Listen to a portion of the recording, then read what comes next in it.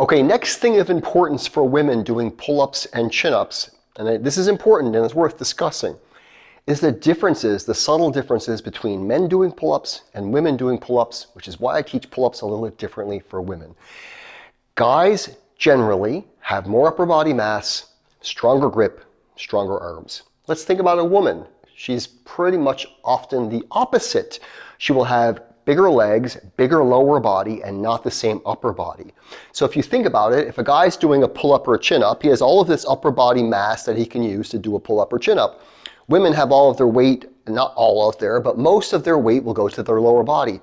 So how does this matter with pull-ups? Well, it kind of ties back a little bit to a previous video I did, which is that you have to get your whole body into your pull-ups and your chin-ups.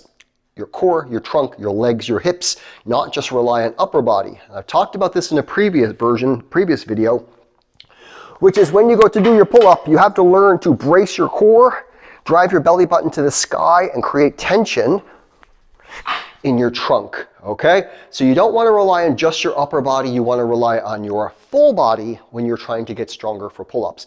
And there's the subtle differences between men and women in training that make all of the difference. And I'm going to talk about this in another video separate from the pull-up series I'm doing, but men and women should, for the most part, train the same, except for those little subtle differences. And those little differences make all of the difference, all right? So in this video, I wanted to talk about women focusing on getting their lower body into the pull-up and using that to your advantage instead of using it as a disadvantage.